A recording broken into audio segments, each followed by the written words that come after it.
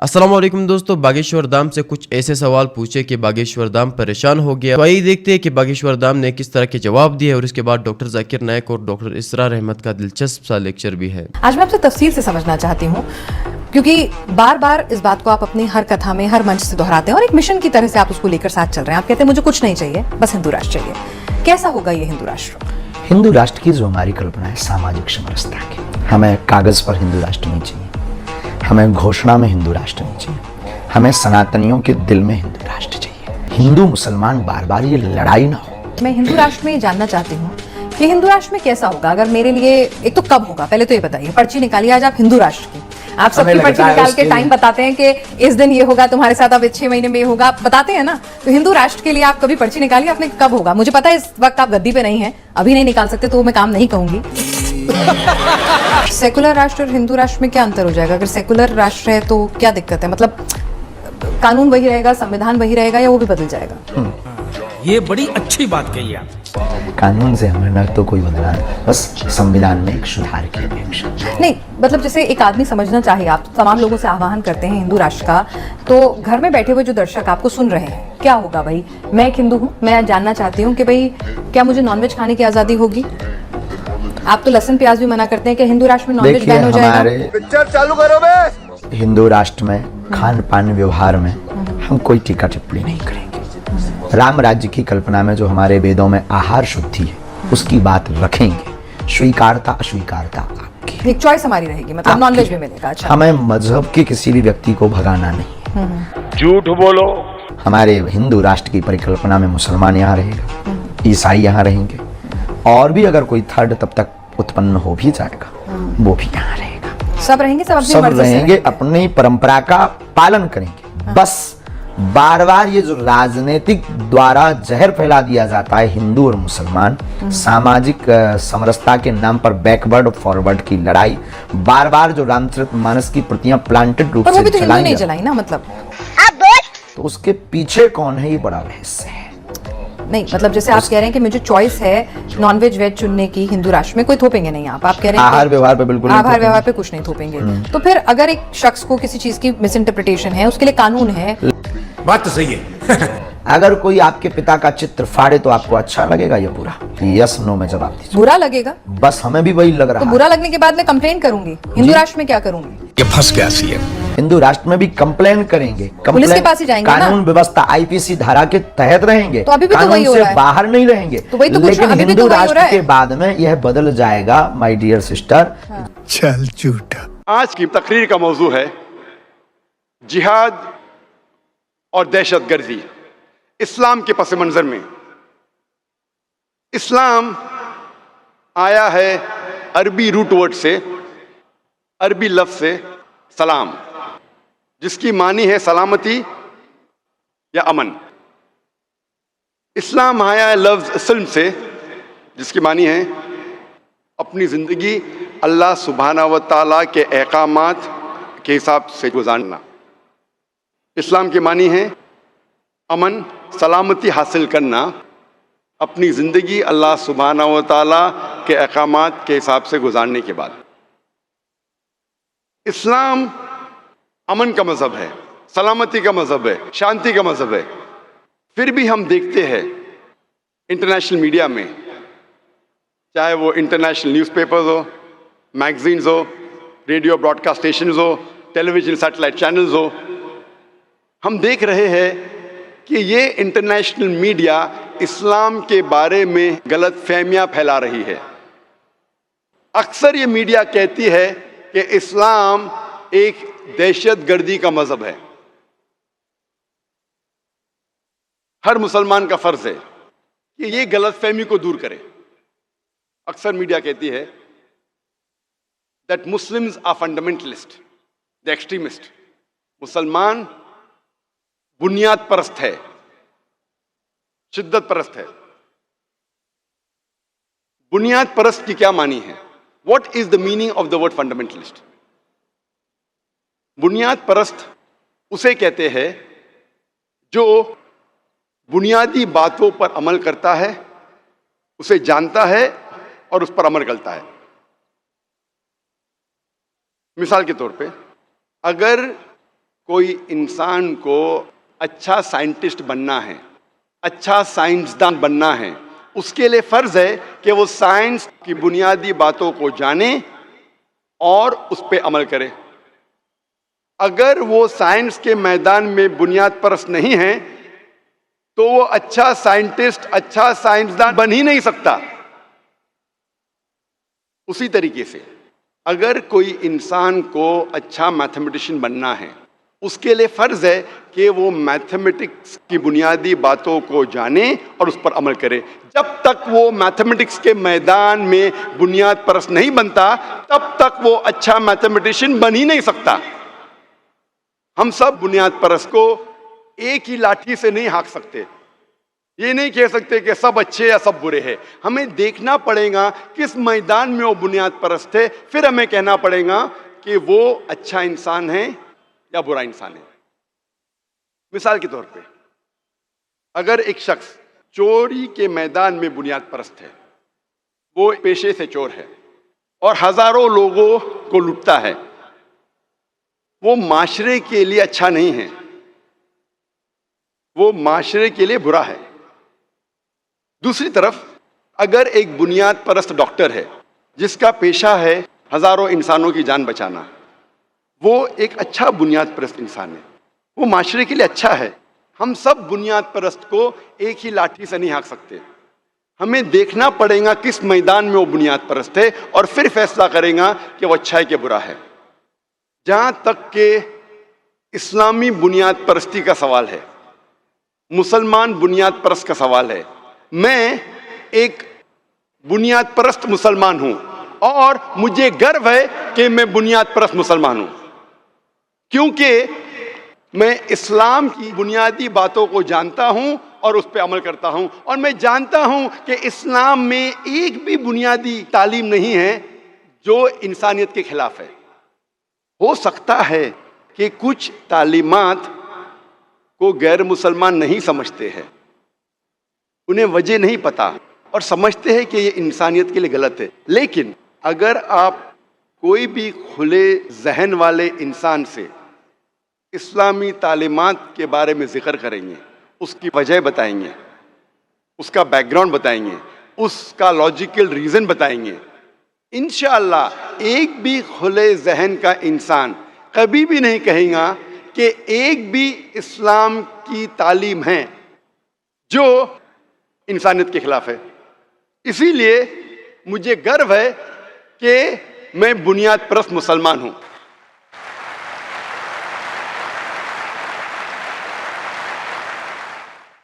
जब हम तहकीक करते हैं कि ये लफ्ज बुनियाद परस्त कैसे वजूद में आया, जब हम वेबस्टर्स डिक्शनरी पढ़ते हैं उसमें लिखा है, fundamentalism is a movement which was started in the early part of the 20th century in USA by a group of Protestant Christians who protested against the church.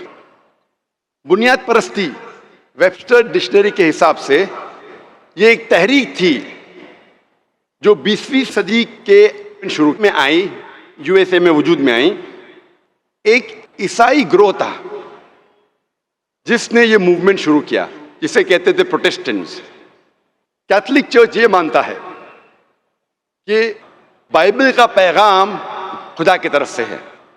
ये प्रोटेस्टेंट ग्रोह, Protestant Christians ये कहते हैं कि सिर्फ Bible का पैगाम खुदा की तरफ से नहीं है, बल्कि हर लफ्ज, हर हर्फ बाइबल का खुदा की तरफ से है।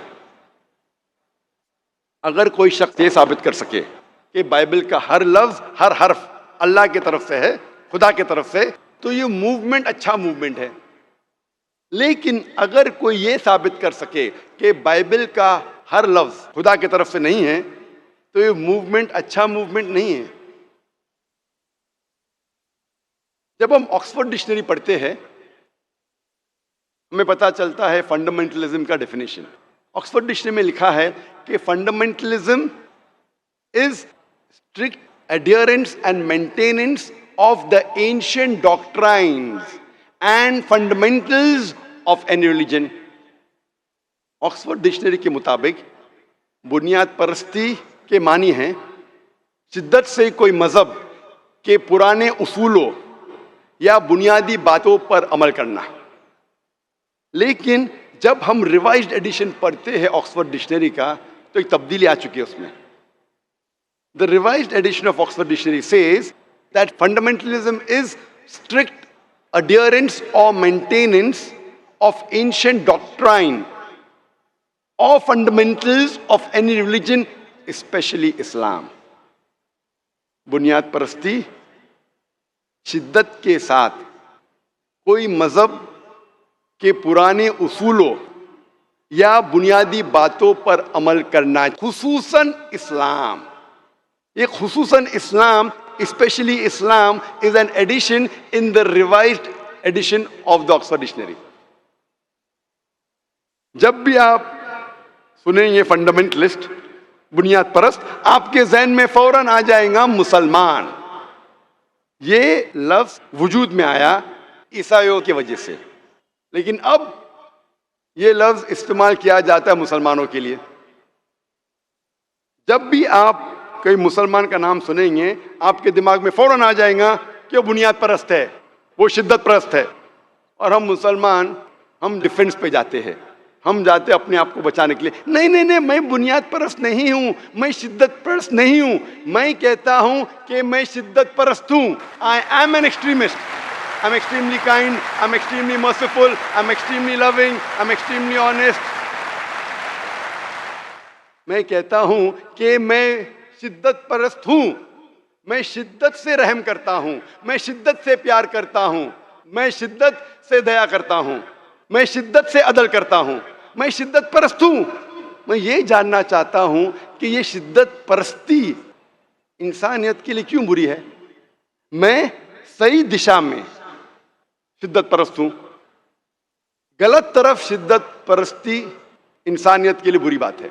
लेकिन कुरान मजीद में लिखा है कि आपको शिद्दत के साथ दया करना चाहिए, शिद्दत के साथ प्यार करना चाहिए, शिद्दत के साथ रहम करना चाहिए। जब अदल करे तो शिद्दत के साथ करो। ये मत कहो कि अगर मेरा फायदा है तो मैं अदल करूंगा, नुकसान है तो अदल नहीं करूंगा। शिद्दत से अदल करना हर मुसलमान के लिए फर्ज है। हम मुसलमान अक्सर डर जाते हैं, हम मुसलमान डिफेंस के लिए जाते हैं, अपने बचाव के लिए, और हमारे कुरान का पैगाम भूल जाते हैं। आज की मीडिया कहती है कि मुसलमान दहशतगर्द है, मुस्लिम्स आर टेररिस्ट। कई बार वही इंसान, वही काम, लेकिन उसको दिए जाते दो अलकाब। मैं आपको मिसाल दूंगा। 60 साल पहले, 70 साल पहले, 80 साल पहले जब अंग्रेज हमारे देश पे हुकूमत करते थे, उस वक्त कई हिंदुस्तानी इस देश की आजादी के लिए लड़ रहे थे। ये लोग को लक़ब दिया गया था अंग्रेजों ने दहशतगर्द का। वही इंसान हम आम हिंदुस्तानी कहते थे कि वो देशभक्त है, कि वो पेट्रियट है। वही इंसान, वही काम, लेकिन दो अलकाब।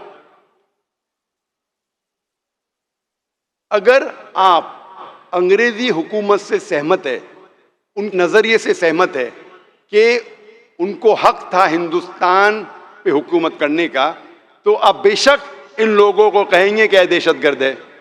लेकिन अगर आप आम हिंदुस्तानी के नजरिए से सहमत है कि अंग्रेज हिंदुस्तान में तिजारत करने के लिए आए थे, उन्हें हम पे हुकूमत करने का कोई हक नहीं, तो आप इन्हें कहेंगे कि ये दहशतगर्द नहीं है, देश की आजादी के लिए लड़ रहे हैं। वही इंसान, वही काम, लेकिन दो अलकाब। इसीलिए लक़ब देने के पहले आपको ये तहकीक करने पड़ेगा कि किस वजह के लिए वो जिद्दोजहद कर रहे हैं या किस वजह के लिए लड़ रहे हैं। मैं आपको और एक मिसाल दूंगा। सन 1775 में अमेरिकन रेवोल्यूशन था। अंग्रेज यूएसए पर हुकूमत कर रहे थे और कई लोग अमेरिका के अपने देश की आजादी के लिए लड़ रहे थे।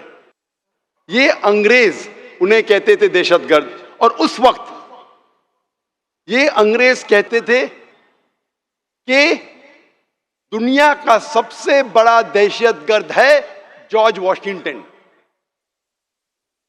جب یو ایس اے کو آزادی ملتی ہے, وہی نمبر 1 دہشت گرد, سب سے بڑا دہشت گرد دنیا کا جارج واشنگٹن, وہ بن جاتا ہے یو ایس اے کا پریزیڈنٹ. آپ سوچ سکتے, دنیا کا سب سے بڑا دہشت گرد بنتا ہے یو ایس اے کا پریزیڈنٹ. اس سے ہمیں یہ اندازہ ہوتا ہے کہ جو بھی طاقتور ہے, وہ جو بھی لقب دیتا ہے وہ انسان کو, چاہے صحیح یا غلط ہے, وہ لقب اسے چپک جاتا ہے اور دنیا اسے ماننے لگتی ہے.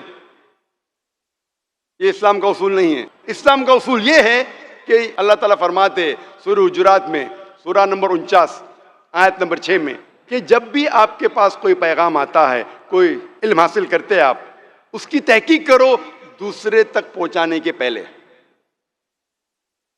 لیکن آج کی تاریخ میں جو بھی طاقتور لقب دیتا ہے دنیا اسے مان لیتی ہے. ساؤتھ افریقہ کو آزادی ملنے کے پہلے گورے ان پر حکومت کرتے تھے. It was called an apartheid system, جو رنگ میں بھید بھاؤ کرتے ہیں. گورے سمجھتے تھے کہ ہم سپیریئر ہے, ہم اور اعلیٰ ہے, ہم اونچے انسان ہیں. اس وقت گوروں نے نیلسن منڈیلا کو اریسٹ کر کے 25 سال سے زیادہ رابن آئلینڈ میں قید کر رکھا تھا, اور اس وقت کہتے تھے گورے کہ نیلسن منڈیلا دنیا کا سب سے بڑا دہشت گرد ہے. جب ساؤتھ افریقہ کو آزادی ملتی ہے, وہی سب سے بڑا دنیا کا دہشت گرد بن جاتا ہے نیو ساؤتھ افریقہ کا پریزیڈنٹ. چند سال بعد اسی انسان نیلسن منڈیلا کو ملتا ہے نوبل پرائز فار پیس.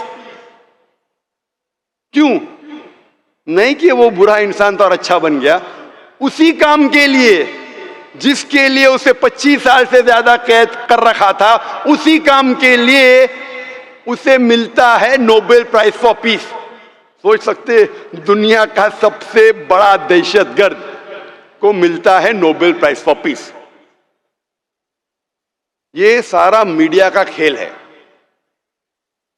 جس کو چڑھانے کا چڑھاتی ہے, جس کو اتارنے کا اتارتی ہے. دن کو رات میں تبدیل کرتی ہے, رات کو دن میں, کالا کو سفید کو کالا میں. میڈیا کو کالا کو سفید ثابت کرنا آسان ہے, سفید کو کالا ثابت کرنا آسان ہے.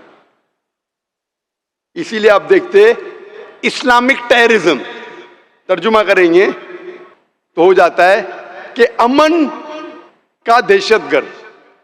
یہ ہو سکتا ہے کیا, امن کی دہشت گرد؟ آج جو سب سے زیادہ بدنام اسلامک لفظ ہے, جس کے بارے میں سب سے زیادہ غلط فہمی ہے آج, وہ ہے لفظ جہاد. آج جہاد کے بارے میں سب سے زیادہ غلط فہمی ہے. نہ ہی غیر مسلمانوں کو غلط فہمی ہے, میڈیا کے وجہ سے کئی مسلمانوں کو بھی غلط فہمی ہے. صرف غیر مسلمان نے, مسلمان بھی اکثر سوچنے لگے کہ اگر کوئی بھی جنگ مسلمان لڑتا ہے, چاہے اپنے ذاتی فائدے کے لیے ہو, چاہے نام کے لیے ہو, چاہے پاور کے لیے ہو, چاہے زمین کے لیے ہو, چاہے مال کے لیے ہو, اسے کہتے ہیں جہاد. اسلام میں جہاد کے معنی یہ نہیں کہ کوئی مسلمان جنگ کر رہا ہے اپنے خود کے فائدے کے لیے, مال کے لیے, نام کے لیے, شہرت کے لیے, زمین کے لیے. جہاد کی صحیح معنی ہے وہ آتا ہے عربی لفظ جہادہ سے, جس کے معنی ہیں جد و جہد. انگلش میں کہیں گے ٹو اسٹرائیو اور ٹو اسٹرگل. تو جہاد کی معنی ہے ٹو اسٹرائیو اور اسٹرگل. جہاد کے معنی ہے جد و جہد. اور اسلامک پس منظر میں جہاد کے معنی ہے کہ اپنے غلط خواہشوں کے خلاف جد و جہد کرنا. جہاد کے معنی ہے کہ معاشرے کو بہتر بنانے کے لیے جد و جہد کرنا. جہاد کے معنی ہے کہ سیلف ڈیفنس میں اپنے آپ کو جنگ کے میدان میں بچانے کے لیے جد و جہد کرنا. جہاد کے معنی ہے کہ ظلم کے خلاف جد و جہد کرنا. جہاد کے معنی صرف ہے جد و جہد. مثال کے طور پہ اگر ایک طالب علم اپنے ایگزام میں پاس ہونے کے لیے جد و جہد کر رہا ہے اسے کہیں گے جہاد. لوگ کو اکثر غلط فہمی ہے, غیر مسلمانوں کو نہیں مسلمانوں کو بھی, کہ جہاد صرف مسلمان ہی کر سکتا ہے. قرآن میں کئی آیتیں ہیں جس میں اللہ تعالیٰ فرماتے ہیں کہ جو لوگ غیر مسلمان ہیں وہ جہاد کر رہے, جد و جہد کر رہے. میں آپ کو ایک مثال دوں گا. اللہ تعالیٰ فرماتے ہیں قرآن مجید میں سورہ لقمان میں سورہ نمبر 31 آیت نمبر 14 میں کہ ہم نے انسانوں سے کہا ہے کہ اپنے والدین کی عزت کرو, ان کے ساتھ اچھا برتاؤ کرو, خصوصاً اپنی ماں. فوراً دوسری آیت میں سورہ لقمان سورہ نمبر 31 آیت نمبر 15 میں اللہ تعالیٰ فرماتے لیکن اگر آپ کے والدین جد و جہد کر رہے ہیں آپ کو عبادت کرنے کے لیے اس کی اللہ کے علاوہ جس کے بارے میں آپ کو علم نہیں ہے. اللہ تعالیٰ فرماتے اگر آپ کے والدین جد و جہد کر رہے, جہاد کر رہے, آپ کو عبادت کرنے کے لیے اللہ کے علاوہ جس کا آپ کو علم نہیں, تو آپ ان کا کہنا مت مانو, لیکن پھر بھی ان کے ساتھ حسن سلوک کرو. یہ پیغام پھر سے دہرایا ہے سورہ عنکبوت میں سورہ نمبر 29 آیت نمبر 8 میں, اے انسانوں اپنے والدین کے ساتھ اچھا برتاؤ کرو, حسن سلوک کرو. لیکن اگر آپ کے والدین آپ کے ساتھ جد و جہد کرتے ہیں, آپ کے ساتھ جہاد کرتے ہیں اس کی عبادت کرنے کے لیے جو اللہ کے علاوہ کوئی اور شخص ہے جس کا آپ کو علم نہیں ہے, تو آپ ان کا کہنا مت مانو. ان آیتوں میں ہمیں پتہ لگتا ہے کہ اللہ سبحانہ و تعالیٰ ان کے بارے میں ذکر کر رہا ہے, غیر مسلمان والدین کے بارے میں جو اپنی اولاد سے جد و جہد کرتے ہیں, ان کو فورس کرتے ہیں اللہ کے علاوہ کسی اور کی عبادت کرنے کے لیے, ان کو فورس کر رہے ہیں, ان سے زبردستی کر رہے ہیں شرک کرنے پر. اس کو بھی اللہ تعالیٰ فرماتے یہ جہاد ہے.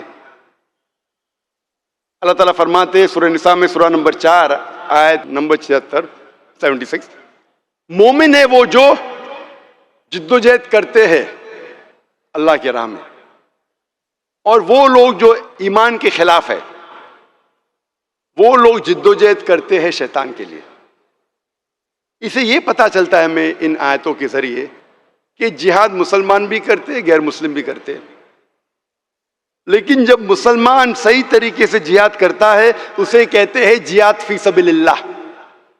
جو ایمان کے خلاف جد و جہد کرتا ہے اسے کہتے ہیں جہاد فی سبیل شیطان.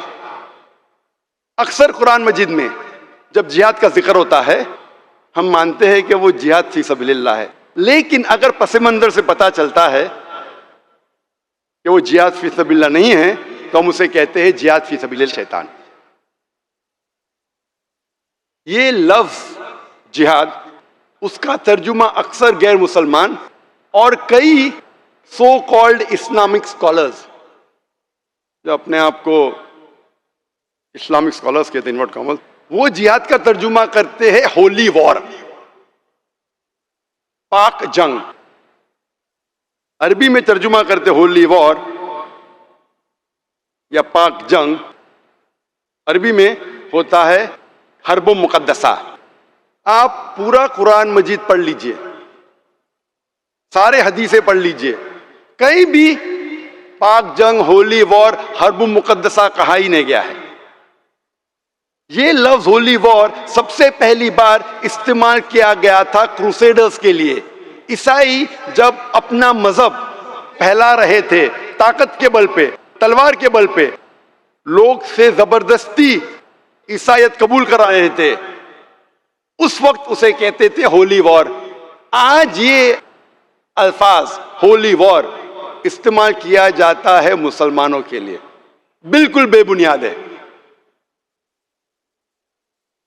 اگر ہم جاننا چاہتے ہیں جہاد کی معنی کیا ہے, جہاد کا مطلب کیا ہے, ہمیں پڑھنا پڑے گا اسلام کے اصولی کتاب کو، قرآن اور صحیح حدیث. جب قرآن مجید پڑھتے ہیں، قرآن مجید میں اللہ تعالیٰ فرماتے ہیں سورہ حج میں، سورہ نمبر 22 آیت نمبر 78، اے مومنو جہاد کرو جس طریقے سے جہاد کرنا چاہیے، اور اللہ سبحانہ و تعالیٰ نے آپ کے دین کو آسان بنایا ہے، اور اس دین میں آپ کے لیے کوئی مشکلات نہیں پیدا کی ہے. اللہ تعالیٰ فرماتے ہیں سورہ توبہ میں سورہ نمبر 9 آیت نمبر 20 میں، وہ لوگ جو مومن ہیں، جو ہجرت کرتے ہیں، اللہ کے لیے جد و جہد کرتے ہیں، اپنی طاقت کے ساتھ، اپنے مال کے ساتھ، اپنی جان کے ساتھ، یہ لوگ ہیں جو فلاح پائیں گے اور آخرت میں ایک عظیم اجر پائیں گے. جب ہم اللہ سبحانہ و تعالیٰ کے آخری رسول محمد صلی اللہ علیہ وسلم کی حدیثیں پڑھتے ہیں تو پتہ چلتا ہے جہاد کیا ہے. محمد صلی اللہ علیہ وسلم فرماتے ہیں صحیح بخاری میں جلد نمبر 4 کتاب الجہاد چیپٹر نمبر 2 حدیث نمبر 46، محمد صلی اللہ علیہ وسلم فرماتے ہیں کہ ایک مجاہد جو انسان جہاد کر رہا ہے، اور اللہ سبحانہ و تعالیٰ ہی جانتا ہے کہ وہ صحیح میں مجاہد ہے کہ نہیں. وہ ایک ایسا شخص ہے جو ہر وقت نماز پڑھ رہا ہے، ہر وقت روزہ رکھ رہا ہے، اور اگر ایک مجاہد کی جان جاتی ہے تو اللہ سبحانہ و تعالیٰ اسے جنت میں ڈالیں گا، اور اگر وہ محفوظ واپس آتا ہے تو اللہ سبحانہ و تعالیٰ اسے مال غنیمت دیں گا اور اس دنیا کی دولت دیں گا. محمد صلی اللہ علیہ وسلم فرماتے ہیں صحیح بخاری میں جلد نمبر 4 حدیث نمبر 5784،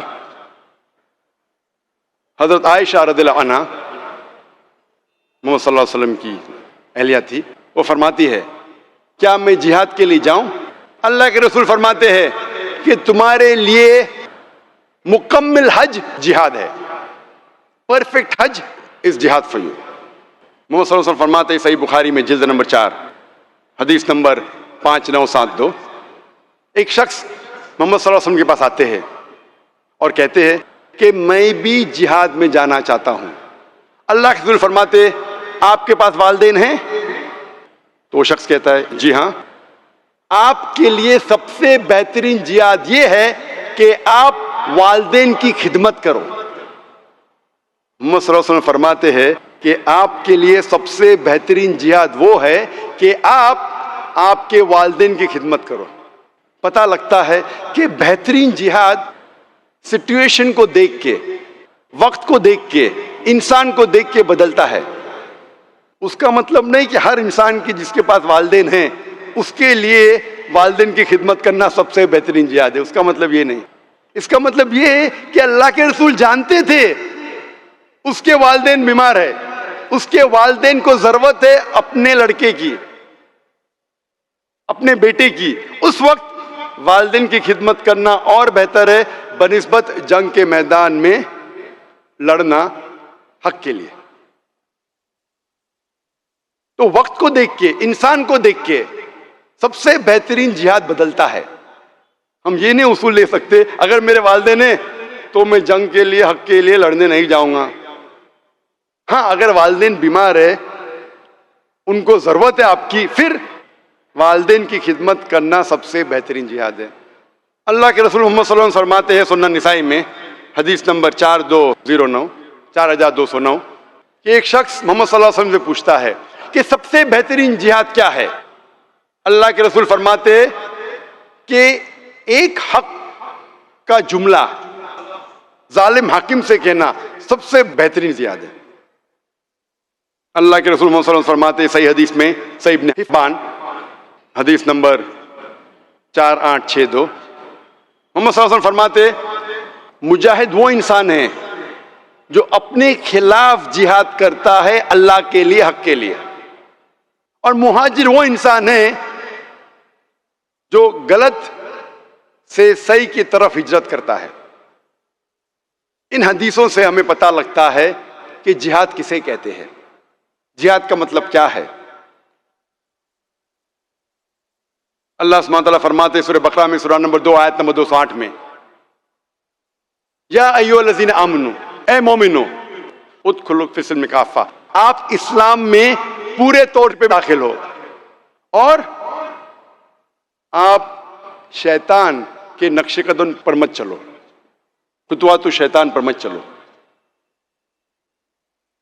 अल्लाह ताला कहते कि आप इस्लाम में पूरे तौर से दाखिल हो और शैतान के नक्शे कदम पर मत चलो, खुतवातु शैतान। कुरान में कुछ जगह आता है कि शैतान की बात मत मानो, लेकिन ज्यादा वक्त आता है कि शैतान के नक्शे कदम पर मत चलो, खुतवातु शैतान। क्यों?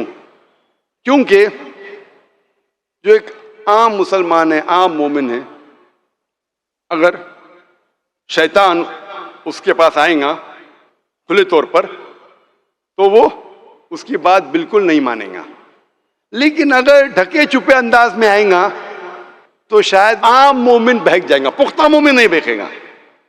अल्लाह ताला फरमाते खुतवातु शैतान, शैतान के नक्शे कदम पर मत चलो। मैं मिसाल दूंगा, मेरी मिसाल है। अगर एक आम मोमिन के पास, आम एकदम पुख्ता नहीं है, जरा कमजोर मोमिन है, अगर कोई लड़की कहेंगी एक आम मोमिन कमजोर मोमिन से, चलो रात साथ में गुजारेंगे, वो कहेंगे बिल्कुल नहीं, हराम है। लेकिन अगर वही लड़की उस आदमी को फोन करेंगी तो वो कहेगा लड़की से फोन पे बात करना क्या हर्ज है, वो जिना हराम है, लड़की से फोन पे बात करना नो प्रॉब्लम, कोई हर्ज नहीं। तो चंद बार लड़की से फोन पे बात कर लेता है, फिर वो लड़की कहती है क्यों ना हम मैकडॉनल्ड्स जाए कोई बर्गर के लिए, या कोई नुक्कड़ पे कोई चाय पानी के लिए जाए। चाय पानी के लिए जाना लड़की के साथ कोई हर्ज नहीं। फिर चंद दिन बाद वो लड़की कहेंगी क्यों ना हम डिनर के लिए, खाने के लिए कोई रेस्टोरेंट जाए। लड़की के साथ डिनर के लिए, खाने के लिए जाना कोई हर्ज नहीं। फिर वो लड़की कहेंगी क्यों ना रात गुजारे, लड़की के साथ रात गुजारना कोई हर्ज नहीं है। इसे कहते हैं खुतवातु शैतान। ये कुरान में नहीं लिखा, ये खाली मिसाल है, मेरी मिसाल है। इस तरीके से एक कमजोर मोमिन, शैतान पूरे तौर खुले तौर पे आएगा तो आप उससे दूर रहेंगे, लेकिन छुपे तरीके से। इसीलिए कुरान में लिखा है कि जिना के करीब मत आओ, जिना करना तो हराम है, जिना के करीब मत आओ, सूरह इसरा में सूरह नंबर 17 आयत नंबर 32 में, क्योंकि ये एक बुरा गुनाह है और दूसरे गुनाह की तरफ ले जाता है आपको। लेकिन खुतवातु शैतान, शैतान के नक्शे कदम, ढके छुपे अंदाज में शायद एक कमजोर इंसान बहक सकता है। अल्लाह के रसूल फरमाते हैं सही मुस्लिम में जिल्द नंबर 1 किताब ईमान हदीस नंबर 79 मोहम्मद सल्लल्लाहु अलैहि वसल्लम फरमाते कि अगर आप कोई गलत चीज देखते हैं तो उसे हाथ से रोकिए, अगर हाथ से नहीं रोक सकते तो कम से कम जबान से रोकिए, अगर जबान से भी नहीं रोक सकते तो कम से कम दिल में कोसो।